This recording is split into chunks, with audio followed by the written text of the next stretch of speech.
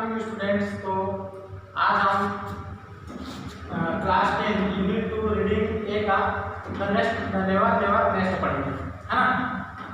तो इसका जो डिफिकल्ट मीनिंग है उसको हम पहले देख लेते हैं, उसके बाद जो लेसन का हिंदी ट्रांसलेशन है उसको पढ़ेंगे। तो आइए देखते हैं। पहला है लाउंज। लाउंज मतलब होता है बैठक रूम या बरामदा, है ना। श्रिक मतलब होता है चीखना। मोटो मीन्स लक्ष्य। सीलिंग मीन्स होता है सिक्का। एब्जर्व मीन्स होता है बेतुका या निरर्थक। चार्मिंग मीन्स होता है आकर्षक। नेस्ट मीन्स होता है घोषणा। अफ्रेड मीन्स होता है डरना, है ना। इंस्टॉलमेंट मीन्स होता है किस्सा। ऑफ मतलब होता है बिल्कुल। और मैटर मतलब होता है विषय। तो आगे हम लेसन का हिंदी ट्रांसलेशन पढ़ेंगे। तो आइए देखते हैं इस लेसन का हिंदी अनुवाद, है ना। The never nest. तो इसका अर्थ होता है द नेवर नेस्ट का कभी नहीं डेरा, है ना। इसके जो लेखक हैं वो हैं कैड्रिक माउंट, है ना। तो कैड्रिक माउंट के बारे में थोड़ा सा मैं बता दूं। तो कैड्रिक माउंट है एक अंग्रेजी नाटककार हैं, है ना। उन्होंने बहुत से नाटक और व्यंग्य लिखे हुए हैं, ठीक है। तो इसके कैरेक्टर के बारे में थोड़ा सा हम जान लेते हैं। कैरेक्टर इसमें जो मेन कैरेक्टर हैं वो 5 हैं। जैक है, जिल है और जिल की वाइफ है, आंट जेन है और नर्स है ना। तो इसमें सीन देखते हैं कि कहाँ से शुरुआत होता है ये। तो the lounge of Jack and the Jill villa at New Hums Street. The essential furniture consist of a table on which are writing material and 2 chairs. As a certain rises the lounge is empty, but Jack and Jill come in immediately, followed by Aunt Jane, है ना। तो जो दृश्य है उसमें क्या क्या दिखाया गया है देख लेते हैं। जैक और जिल है ना यहाँ पर। तो हेम स्ट्रीट के विनोद स्थान का बैठक या बरामदा आवश्यक फर्नीचर था। वहाँ पर एक टेबल और कुछ लेखन सामग्रियाँ थी। 2 कुर्सियाँ पड़ी थी।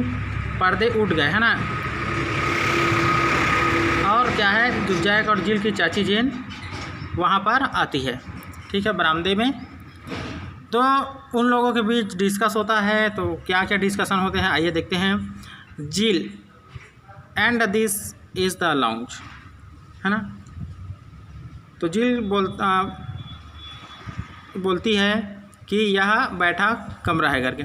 अब आंट जेन जो उनकी चाची है, charming such a cosy little room and such pretty furniture. जो उनकी चाची है वो बोलती है कि बहुत आकर्षक है यह रूम ऐसे करके, है ना।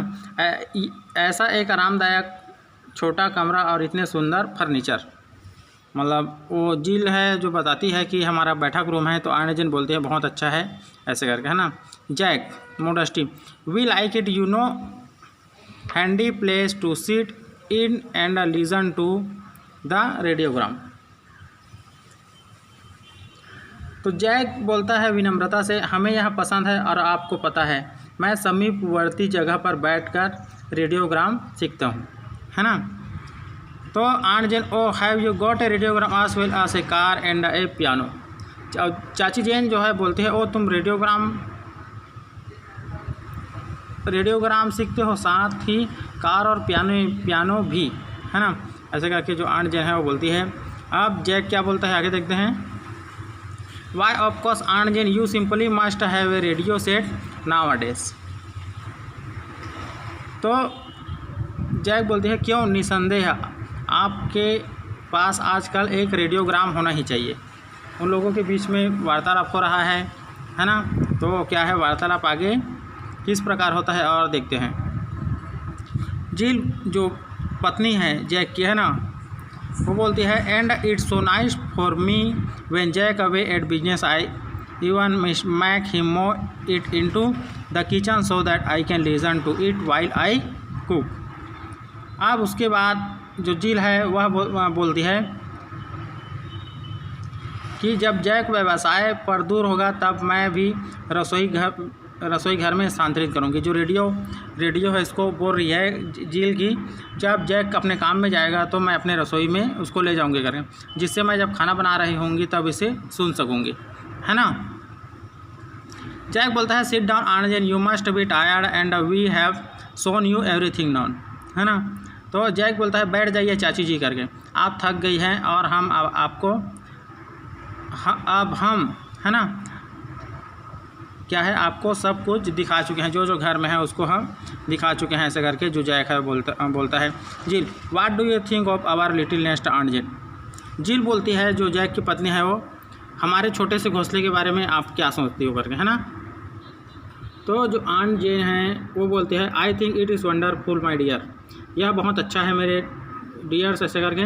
The furniture and the cars and the piano and the refrigerator and the radio what is it is wonderful really wonderful. तो जो चाची जेन है वो बोलती है कि मैं सोचती हूँ यह बहुत आश्चर्यजनक है मेरे प्यारों, ऐसे करके, है ना। यह फर्नीचर, कार, पियानो और फ्रिज और रेडियो अद्भुत है यह, ऐसे करके। सही बात है, उनके घर सभी चीज़ था। आगे बोलती है Jack and we are it all to you, और यह सब हमें आपसे ही मिला है करके जो जैक है वो बोलता है ना। आगे on Jane yes Jack that's what worrying me, है ना। तो चाची जी हाँ जैक वही मुझे चिंतित कर रहा है कि कैसे टाइप से, मतलब मैंने तुमको तो दिया नहीं हूँ लेकिन तुम लोग बोल रहे हो कि मेरे से मिला है, तो बताओ करके, है ना। जैक वरिंग यू ऑन जेन, चिंता तुम्हें ऑन जेन, ऐसे करके जो जैक है वो कहता है। बातचीत चल रहा है उन लोगों के बीच में, है ना। तो आगे देखते हैं कि और क्या क्या बातें होती हैं उन लोगों के बीच में। On Jane yes that cheque I gave you for your wedding present it was only 200 pounds, wasn't it? Didn't put 2000 by mistake। तो चाची जेन हाँ वह जो चेक मैंने तुम्हें शादी पर उपहार दिया था वह केवल 200 पाउंड का था या नहीं, वह मैंने गलती से 2000 नहीं डाला। तो जो चाची जेन है वो मजाक कर रही है कि जो मैंने तुम्हें उपहार दिया था उसमें 200 पाउंड लिखा था, उसमें 2000 पाउंड तो नहीं लिखा गया गलती से कर। Jill why no on Jane what on earth made you think that. Jill बोलती है क्यों नहीं चाची जेन, आपने ऐसा सोचने किसने कहा, है ना। चाची जेन बोलती है ना ऑन जेन कि well that all right but I still don't all together understand. तो अच्छा वह सही है पर मुझे सही बताओ कि ये मतलब आपके घर में इतने सारे सामान आप कैसे खरीद डाले हो। This house it is very lovely but doesn't cost a great deal for rent. तो आगे क्या बोल रहे हैं कि जो यह तो किराए का मकान है, ऐसे करके, है ना, परंतु इतना मैनेज तुम कहाँ से करते हो। Jack rent oh we don't pay rent. तो जैक बोलता है कि हम लोग किराए में लिए हैं लेकिन किराया को नहीं पटाते हैं करके, है ना। तो आगे आंट जेन है वो बोलती है बट जब if you don't pay rent you will get turned out into the street, that would never do, you have Jill and the baby to think of now you know. ठीक है, लेकिन Jack अगर तुम किराए का भुगतान नहीं करते हो तो तुम बाहर सड़क पर कर दिए जाओगे और तुम ऐसा नहीं होने दोगे। तुम्हें मालूम है कि तुम जिल और बच्चे के बारे में विचार करना होगा।